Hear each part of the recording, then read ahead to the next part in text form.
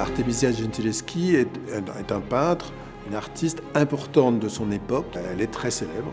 Il y a cette horreur qui est le viol qu'elle subit à 17 ans. Et puis, on la sent survivre en fait à ce drame. Il y a évidemment une part d'Artemisia dans l'œuvre d'Artemisia. En même temps, elle peint des tableaux à la mode. Elle n'a pas inventé ces sujets violents. Elle a eu des tableaux très très audacieux. Et elle a vraiment une approche très personnelle et sensuelle du corps humain. Voilà, on sent une femme de caractère vraiment très très très fort.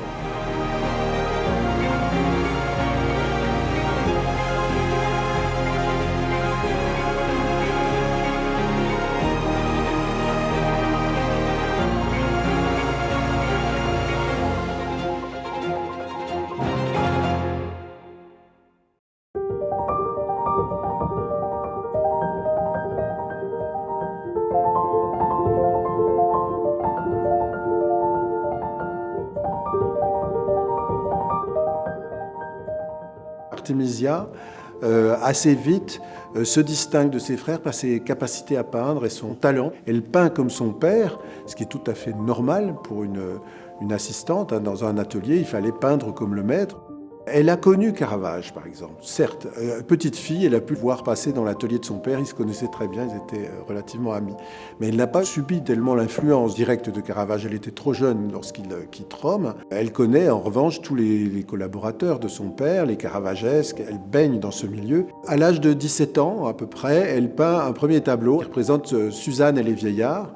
A-t-elle réellement peint ce tableau ? C'est un tableau qui est entièrement dans le style d'Orazio Gentileschi, mais qui est signé Artemisia Gentileschi et daté 1610.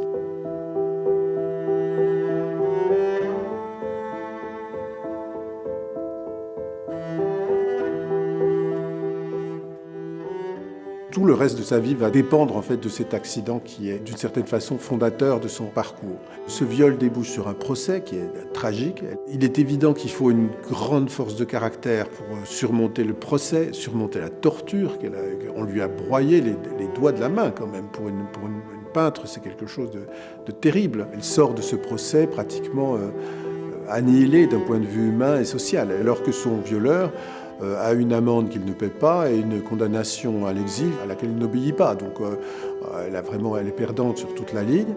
Son père va réussir à la marier avec le frère d'une de ses relations, un certain Stiatesi. Donc une fois mariée, elle peut, je dirais, réexister socialement. Elle part à Florence. Et là, c'est vraiment le début de sa vraie vie d'artiste, de sa vraie vie de femme aussi, sans doute. Elle a des enfants avec Stiatesi, elle en a 4, une seule fille survivra. Et puis, elle acquiert ce qu'elle n'avait pas à Florence, c'est-à-dire la culture.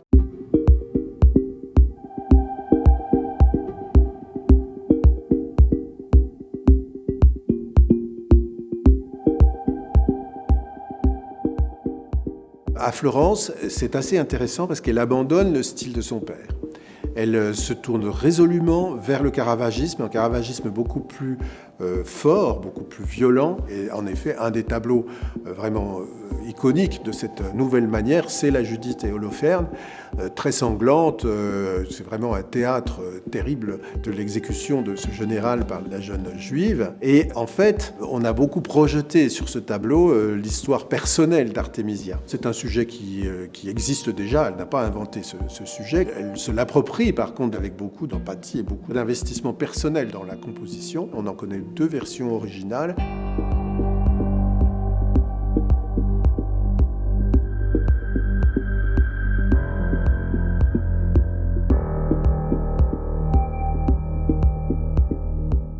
Un autre exemple que je citerai dans ses œuvres de jeunesse, c'est La Vierge à l'enfant de la Galleria Spada, où elle a pris en compte la fatigue de la mère qui somnole pendant qu'elle allaite son enfant, et le Christ qui lui tapote sur la joue pour la réveiller parce qu'il a faim. Et cette approche extrêmement personnelle, enfin humaine, c'est peut-être ça qui la distingue de ses contemporains.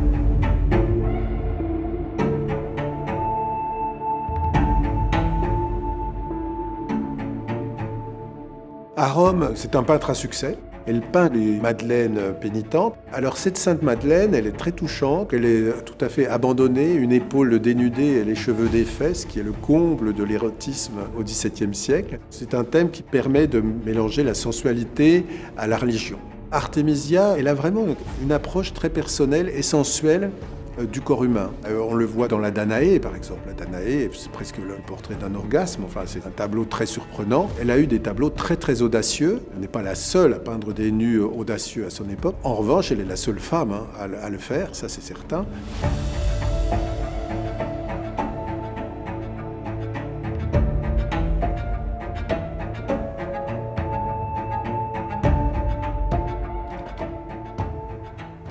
Cette Vénus, elle a une importance parce qu'elle montre à quel point le style d'Artemisia change d'un lieu à l'autre et combien elle peut être un peintre éponge.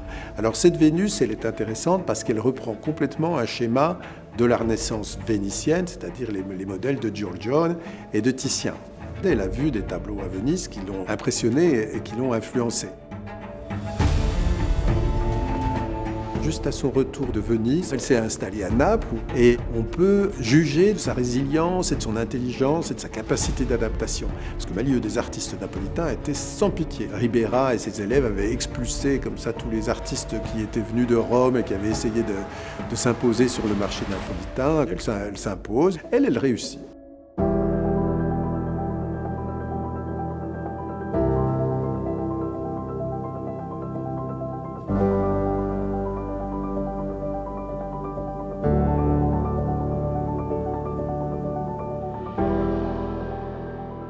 Elle va venir aider son père à terminer cette commande. Et donc elle traverse l'Europe, on ne sait trop comment d'ailleurs, bateau, cheval, enfin tous ces voyages, nous les traitons en une phrase et on imagine la difficulté pour une femme de voyager comme ça, dans des conditions matérielles épouvantables, des auberges dégoûtantes, c'est quand même une période extrêmement dangereuse. À Londres, elle peint une allégorie de la peinture pour la collection royale, dans laquelle elle-même se représente. Ce qui est peut-être le plus intéressant dans cette allégorie, c'est que c'est une allégorie en mouvement. On voit cette espèce d'énergie qu'elle a à peindre, donc on pourrait aussi bien l'appeler autoportrait d'Artemisia en train de peindre. Voilà.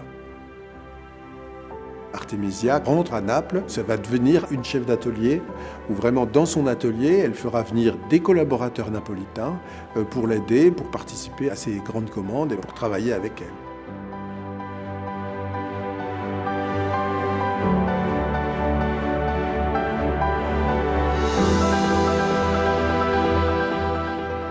Il est certain que Artemisia Gentileschi est devenue célèbre pour de mauvaises raisons. C'est tout à fait exceptionnel. On a tous les documents de ce procès qui racontent cette histoire terrible d'une artiste violée. Nos deux commissaires et moi-même, on a voulu vraiment faire une exposition pour montrer que c'est un peintre, d'abord une artiste, et que cette histoire, elle est parallèle en fait. Elle est presque parasite par rapport à la carrière d'Artemisia. Elle est parasite, mais en même temps, elle est fondatrice. Donc voilà, on ne peut pas ne pas en tenir compte, mais il ne faut pas trop en tenir compte.